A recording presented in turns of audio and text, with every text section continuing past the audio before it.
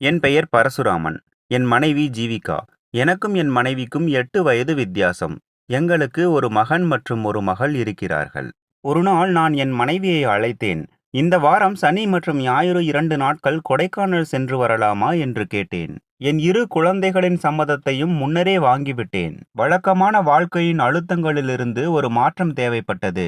புதிய இடங்களுக்குச் செல்வது மனதிற்கு மகிழ்ச்சி அளிக்கும், தேவையற்ற கவலைகளை போக்கும் என்று நம்பினேன். என் மனைவி ஜீவிகா என் முடிவுகளை எப்போதும் முழு மனதுடன் ஏற்றுக்கொள்வாள் என்ற நம்பிக்கை எனக்கு இருந்தது.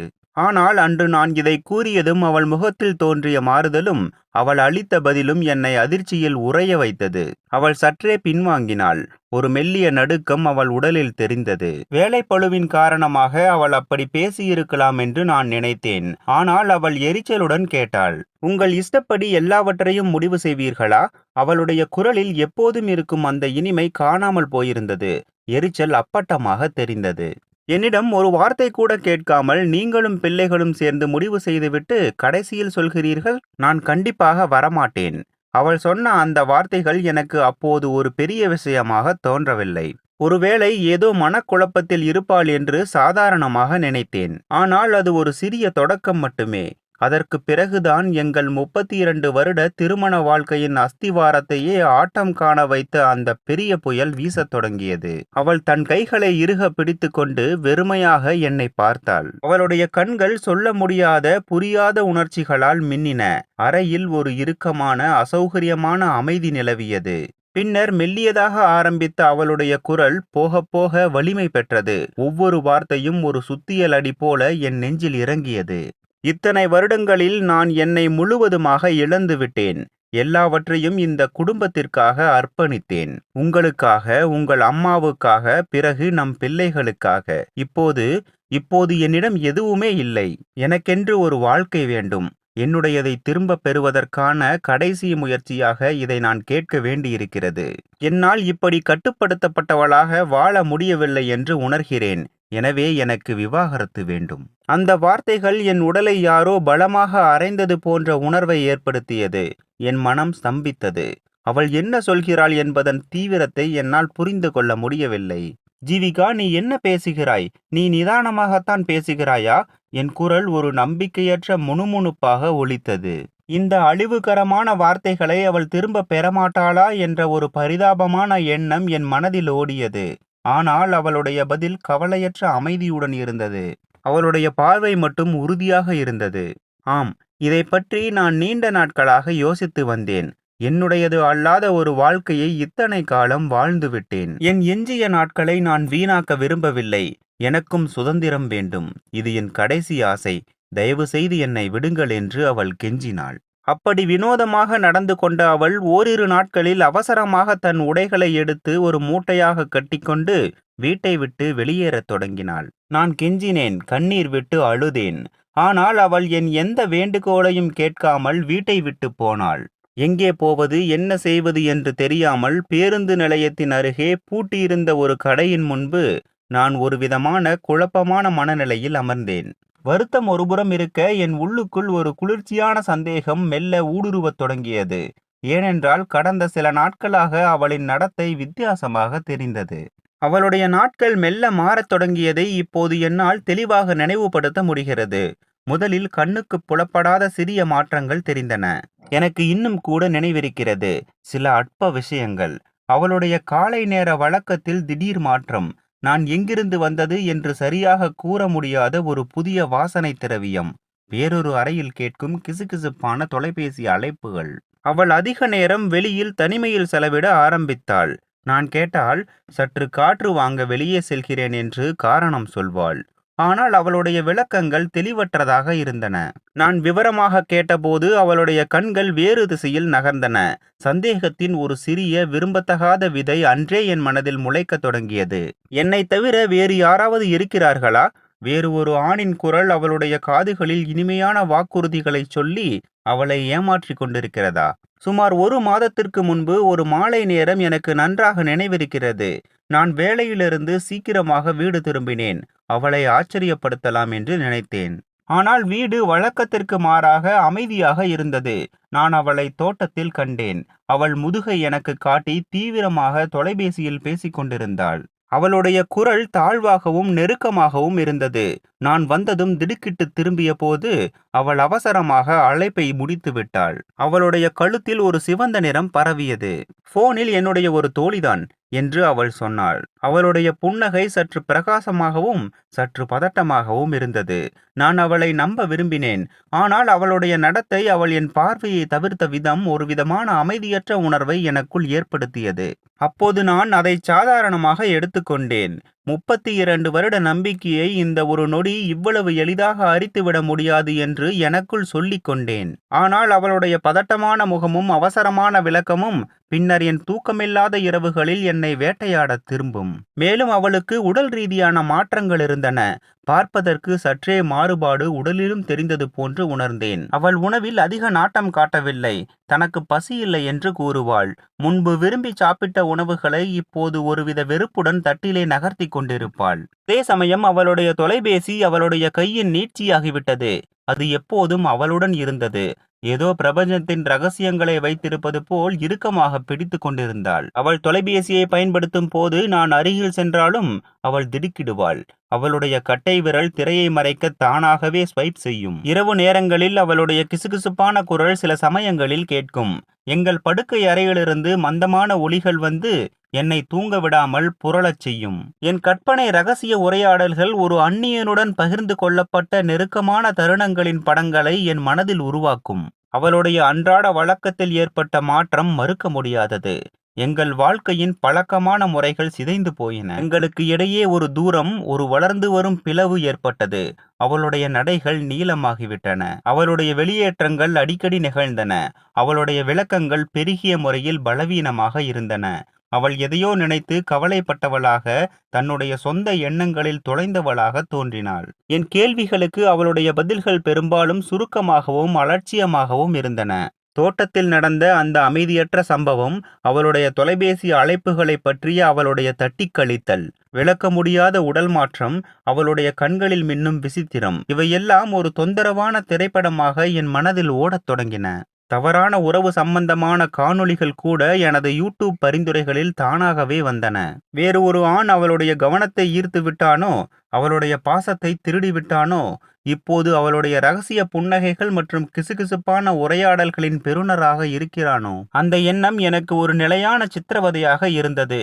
என் நம்பிக்கை மற்றும் என் மனோநிலையின் அடித்தளத்தை அரிக்கும் ஒரு கசப்பான அமிலமாக அது இருந்தது. நான் பேச, அறிவுறுத்தக்கூட என்னை அனுமதிக்காமல் தட்டிச் சென்றது போன்று பல சமயங்களில் நான் உணர்ந்திருக்கிறேன். இந்த சந்தேகம் மற்றும் சொல்லப்படாத குற்றச்சாட்டுகளின் இந்த மூச்சு திணறும் சூழ்நிலையில்தான் அவள் இறுதியாக என் உலகத்தை நொறுக்கிய வார்த்தைகளை உதிர்த்தாள். எனக்கு விவாகரத்து வேண்டுமென்று.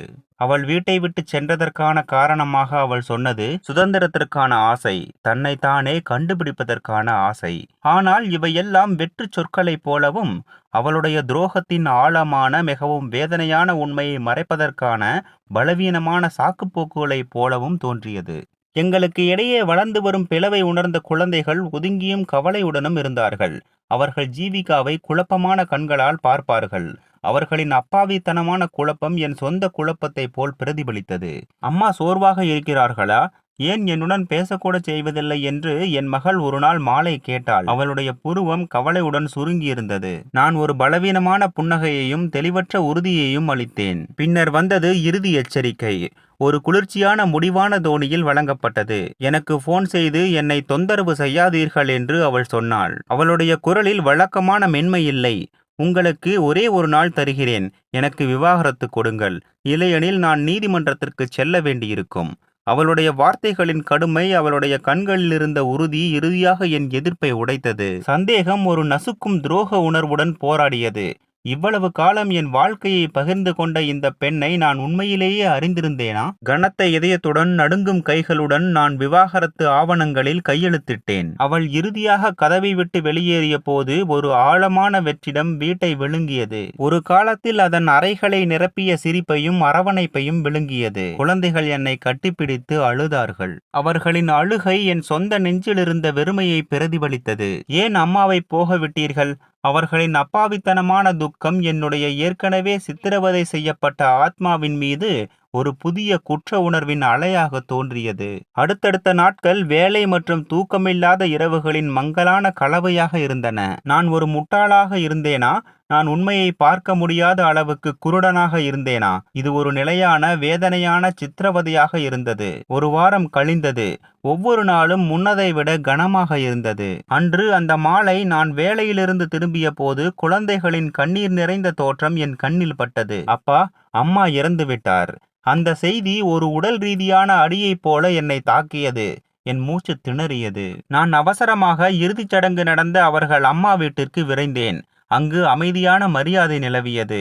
மக்கள் ஜீவிகாவை பற்றி பிரகாசமான வார்த்தைகளால் பேசிக் கொண்டிருந்தார்கள். தன் கணவனை விட்டுச் சென்ற ஒரு பெண்ணுக்கு இவ்வளவு மரியாதையா? அந்த கேள்வி என் இதயத்தின் வெற்று அறைகளில் எதிரொலித்தது. புகழுரைகளுக்கு ஒரு கசப்பான எதிர்முனை. அப்போது அவளுடைய தங்கை என்னிடம் வந்தார். அவளுடைய கண்கள் சிவந்து ஆழ்ந்த சோகத்தால் நிறைந்திருந்தன. அவள் ஒரு மடிந்த கடிதத்தை என் கையில் கொடுத்தாள். அவளுடைய பார்வை மென்மையாக இருந்தாலும் என் சொந்த வேதனையை புரிந்து கொள்வது போல் இருந்தது. நடுங்கும் விரல்களால் நான் அந்த கடிதத்தை விரித்தேன். ஜீவிகாவின் பழக்கமான கையெழுத்து என் மங்கலான பார்வைக்கு முன் நீந்தியது. என் அன்பான கணவரே, இந்த கடிதம் உங்களை வந்தடையும் போது நான் இந்த உலகை விட்டு பிரிந்திருப்பேன். இந்த முடிவை எடுப்பதற்கு முன்பு நான் எவ்வளவு வேதனைப்பட்டேன் என்பதை வார்த்தைகளால் விவரிக்க முடியாது. உங்களையும் நம் பிள்ளைகளையும் விட்டு பிரிவது என் வாழ்க்கையின் மிக கடினமான தருணம். கொடைக்கானல் போகலாம் என்று நீங்கள் கேட்டபோது நான் எரிச்சலாக பேசியது உங்களுக்கு வருத்தத்தை அளித்திருக்கும் என்று எனக்கு தெரியும். உண்மையில் அன்று நான் உடல் ரீதியாகவும் மன ரீதியாகவும் மிகவும் சோர்வாக இருந்தேன். கடந்த சில மாதங்களாகவே என் உடலில் சில அசௌகரியங்களை உணர்ந்தேன். தூக்கம் சரியாக வரவில்லை. பசியின்மை இருந்தது. மருத்துவரிடம் சென்றேன். ஆனால் அவர்கள் உடனடியாக எதையும் உறுதிப்படுத்தவில்லை. சில பரிசோதனைகள் செய்ய வேண்டும் என்று சொன்னார்கள். அந்த முடிவுகள் வருவதற்குள் என் மனம் ஏதேதோ பயங்களை கற்பனை செய்து கொண்டது. ஒருவேளை அது தீவிரமானதாக இருந்தால் உங்களையும் பிள்ளைகளையும் கஷ்டப்படுத்த நான் விரும்பவில்லை. அந்த பயத்தின் காரணமாகவே நான் ஒருவிதமான மன அழுத்தத்தில் இருந்தேன். உங்களிடம் உண்மையை சொல்ல தயங்கினேன். ஒருவேளை என் பயம் பொய்யாக இருக்கலாம் என்று ஒரு சிறு நம்பிக்கை இருந்தது. ஒருவேளை நான் கவலைப்படுவதை நீங்கள் தவறாக புரிந்து கொள்ளலாம் என்றும் நினைத்தேன். அந்த குழப்பமான மனநிலையில்தான் நான் விவாகரத்து போன்ற ஒரு முடிவை எடுத்தேன். என்மேல் கோபம் கொள்ளாதீர்கள். நான் என்ன செய்கிறேன் என்று எனக்கே சரியாக புரியவில்லை. என் மனதில் இருந்த பயமும் குழப்பமுமே என்னை அப்படி ஒரு முடிவை எடுக்க தூண்டியது. சுதந்திரம் வேண்டும் என்றெல்லாம் நான் சொன்னது வெறும் வெளிப்படையான காரணம் மட்டுமே. உள்ளுக்குள் நான் மரண பயத்துடனும் உங்களை விட்டு பிரியும் வேதனையுடனும் போராடி கொண்டிருந்தேன். நான் வீட்டை விட்டு வெளியேறியது உங்களை வேண்டுமென்று காயப்படுத்த அல்ல. எனக்குள் ஒரு அமைதியான எதிரி வளர்ந்து வருகிறான். ஒரு கொடிய தொற்றுநோய் என்று மருத்துவர்கள் சொல்கிறார்கள். அது என் உடலை மட்டுமல்ல, உங்கள் உடலையும் நம் குழந்தைகளின் வாழ்க்கையையும் கூட இருளாக்கிவிடும். என் நோய் முற்றிய பிறகு உங்களை பார்ப்பது எனக்கு இன்னும் அதிக வேதனையை தரும் என்று நினைத்தேன். அந்த பிரிவே ஒருவித பாதுகாப்பாக இருக்கும் என்று என் மனம் நம்பியது. என் இந்த தவறான முடிவுகளுக்காக என்னை மன்னியுங்கள் பரசு. இந்த கடினமான தேர்வுகள் இறுதியில் உங்கள் அனைவரையும் பாதுகாக்கும் என்றும் நீங்கள் இறுதியில் புரிந்து கொள்வீர்கள் என்றும் நான் நம்பினேன். நான் உங்களை எப்போதுமே நேசித்தேன். நம் குழந்தைகள் என் உயிர். அவர்களை நன்றாக பார்த்து கொள்ளுங்கள். அவர்களுக்கு என் அன்பையும் நான் ஏன் இப்படி செய்தேன் என்பதையும் புரிய வையுங்கள். உங்களிடமிருந்து நான் மறைத்த இந்த உண்மையை நீங்கள் புரிந்து கொள்வீர்கள் என்று நம்புகிறேன். என் பிரிவுக்கு பிறகு உங்களுக்கு ஏற்படும் வேதனையை நான் அறிவேன். ஆனால் என் இந்த முடிவு உங்களை மேலும் கஷ்டப்படுத்தாமல் இருக்க வேண்டும் என்பதே என் பிரார்த்தனை. என்றும் உங்கள் அன்பான ஜீவிகா. அந்த காகிதம் என் மரத்து போன விரல்களிலிருந்து நழுவியது. என் சந்தேகத்தின் கவனமாக கட்டப்பட்ட மாளிகை தூசியாக நொறுங்கியது. அதற்கு பதிலாக ஒரு நசுக்கும் துக்கமும் ஆழமான குடல் கிழிக்கும் வருத்தமும் என்னை ஆட்கொண்டது. உடல் எடை குறைந்து உடலின் மாற்றம், ஒதுங்குதல், சுதந்திரத்திற்கான அவளுடைய அவநம்பிக்கையான மன்றாட்டு எல்லாமே ஒரு பயங்கரமான தெளிவுடன் புரிந்தது. என் சொந்த புண்பட்ட பெருமையிலும் என் சொந்த சுயநலமான விளக்கங்களிலும் மூழ்கி தன் குடும்பத்திற்காக தன்னைத்தானே தியாகம் செய்த ஒரு பெண்ணின் அமைதியான அலறல்களை நான் முற்றிலும் தவறவிட்டேன். என் அழுகை என் தொண்டையை அடைத்தது. ஒரு மிருகத்தனமான பேரழிவின் ஒளி. என் தலை சுற்றியது. என்னை சுற்றியிருந்த முகங்கள் இரக்கம் மற்றும் புரிதலின் கடலாக மங்கின. ஜீவிகா, என் மனைவி, நான் துரோகம் செய்ததாக சந்தேகித்த பெண், உண்மையில் ஒரு குடும்பத்தின் போர் வீரராக இருந்தாள். ஒரு கொடிய அச்சுறுத்தலிலிருந்து எங்களை பாதுகாக்க ஒரு தனிமையான போரை நடத்தி வந்தாள். அவளுடைய இறுதி அன்பின் செயல் எங்களை விலக்கி வைப்பது, எங்கள் கோபத்தையும் தவறான புரிதலையும் தாங்குவது. எல்லாமே எங்களை பாதுகாப்பதற்காக. நான் அவளை போக விட்டுவிட்டேன், ஒரு பொய்யை நம்பி. அந்த உணர்தல் என் வாழ்நாள் முழுவதும் நான் சுமக்கும் குற்ற உணர்வு. அவள் போன பிறகுதான், அவள் இல்லாததால் ஏற்பட்ட வெற்று அமைதி எங்கள் வீட்டை நிரப்பிய பிறகுதான், குழந்தைகளின் இதயத்தை உடைக்கும் கேள்விகள் என் சொந்த குழப்பத்தை பிரதிபலித்த பிறகுதான், அவளுடைய கடிதத்தின் மடிப்புகளிலிருந்து அந்த உண்மை வெளிப்பட்டது. நான் சந்தேகத்தின் குருடனாக இருந்ததால் ஒருபோதும் புரிந்து கொள்ள முடியாத ஒரு தியாகத்தை புரியாமல் விட்டுவிட்டேன். அந்த இறுதிச் சடங்கில் நான் ஒரு கல்லாக அமர்ந்திருந்தேன். சுற்றி நடந்த துக்கமோ அனுதாபமோ என் உடைந்த இதயத்தை எட்டவில்லை. என் மனதில் ஓடியது எல்லாம் ஜீவிகாவின் முகம்தான். அந்த புன்னகை, அந்த பார்வை, அந்த அக்கறை, இப்போது அவை எல்லாமே ஒரு புனிதமான நினைவுகளாக என் அறியாமையின் சாட்சிகளாக மாறிவிட்டன. குழந்தைகள் என் அருகில் வந்து அழுதபடி நின்றார்கள். அவர்களின் கண்களிலிருந்த கேள்விகளுக்கு என்ன பதில் சொல்வதென்று எனக்கு தெரியவில்லை. அவர்களின் அம்மாவின் தியாகத்தை அவர்களுக்கு எப்படி விளக்குவது? என் சந்தேகத்தின் கரைபடிந்த என் வார்த்தைகள் அவர்களின் தூய மனதை எப்படி தொடும்? நாட்கள் உருண்டோடின. வீடு அமைதியாக இருந்தது. ஆனால் அது வெறுமையின் அமைதி. ஜீவிகாவின் சில பொருட்கள் அப்படியே இருந்தன. அவள் படித்த புத்தகங்கள், அவள் அணிந்திருந்த வளையல்கள், அவள் சமைத்த பாத்திரங்கள். அவை ஒவ்வொன்றும் ஒரு கூர்மையான முள் போல என் நினைவுகளை கிளறிக்கொண்டே இருந்தன. குழந்தைகள் மெல்ல அந்த இழப்பை ஏற்றுக்கொள்ளத் தொடங்கினார்கள். ஆனால் என் மனம் இன்னும் அந்த அதிர்ச்சியிலிருந்து மீளவில்லை. ஒவ்வொரு இரவும் தூக்கமில்லாமல் கழிந்தது. ஜீவிகாவின் முகம் என் கனவுகளில் வந்து என்னை வாட்டியது. நான் அவளிடம் மன்னிப்பு கேட்க துடித்தேன். ஆனால் அவள் இப்போது வெகு தொலைவில் இருக்கிறாள். ஒரு நாள் ஜீவிகாவின் டைரியை நான் கண்டேன். தயக்கத்துடன் அதை திறந்தேன். ஒவ்வொரு பக்கமும் அவளுடைய வலியையும் பயத்தையும், அதே நேரத்தில் எங்கள் மீதான அவளுடைய அளவற்ற அன்பையும் வெளிப்படுத்தியது. அவள் நோய் அவளை அரித்து கொண்டிருந்த ஒவ்வொரு நொடியும், அவள் குடும்பத்தை பாதுகாக்க எடுத்த முயற்சிகள், அவள் தாங்கிய தனிமை, எல்லாமே அந்த வரிகளில் கண்ணீராக வழிந்தன. அந்த டைரியை படித்த பிறகு என் குற்ற உணர்வு மேலும் அதிகரித்தது. நான் அவளை எவ்வளவு தவறாக புரிந்து கொண்டேன் என்பதை நினைத்து என் இதயம் வெடித்தது. அவளுடைய மௌனத்தின் பின்னணியில் இருந்த வலி எனக்கு புரியாமல் போனது எவ்வளவு பெரிய தவறு. அவளிடத்தில் கூட ஒரு சிறு தவறு இருக்கத்தான் செய்கிறது. இந்த தொற்று நோயால் நாங்களும் பிள்ளைகளும் பாதிக்கப்படக்கூடாது என்று அவள் எண்ணி இருக்கலாம். ஆனால் அது ஒருவேளை முன்பே தெரிந்திருந்தால் நாங்கள் குணமாக்க எப்படியும் முயற்சி செய்திருப்போம். மறைத்து வைத்து நிரந்தர கஷ்டத்தை கொடுத்து விட்டாள். யாராக இருந்தாலும் சரி, எந்த வியாதியாக இருந்தாலும் சரி, நோயின் ஆரம்பத்தில் குடும்ப உறுப்பினர்களிடம் பகிர்ந்து கொள்வதுதான் என்றும் நல்லது என்பதை ஒவ்வொருவரும் புரிந்து கொள்ள வேண்டும். எப்போதும் சந்தேகமும் ஆத்திரத்தில் தோன்றும் தவறான எண்ணங்களும் நமது வாழ்க்கையையே நாசமாக்கிவிடும். இப்போது என்னால் புரிந்து கொள்ள முடிகிறது. எதிர்காலத்தை பற்றிய பயம், குடும்பத்தை பற்றிய கவலை போன்றவை அவளை மன அழுத்தத்தில் ஆழ்த்தியிருக்கலாம். இதன் காரணமாக அவளால் சரியாக முடிவெடுக்க முடியாமல் இது போன்ற புரியாத முடிவை எடுத்திருக்கலாம். காலம் எல்லாவற்றையும் ஆற்றும் என்பார்கள். ஆனால் இந்த காயம் என் வாழ்நாள் முழுவதும் ஆறாத வடுவாக இருக்கும். இப்போது நான் என் குழந்தைகளுக்காக வாழ்கிறேன்.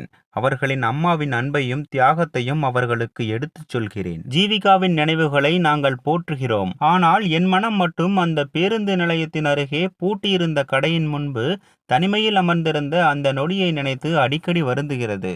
அன்று நான் அவளை நம்பியிருந்தால், அவளுடைய மௌனத்தை புரிந்திருந்தால், எங்கள் வாழ்க்கை வேறு மாதிரி இருக்குமோ என்றெல்லாம் என் மனம் ஏங்குகிறது. ஆனால் இப்போது மிஞ்சுவது கண்ணீரும் வருத்தமும் மட்டும்தான். ஜீவிகா, நீ எங்கிருந்தாலும் என் எண்ணங்களுக்காக என்னை மன்னித்துவிடு.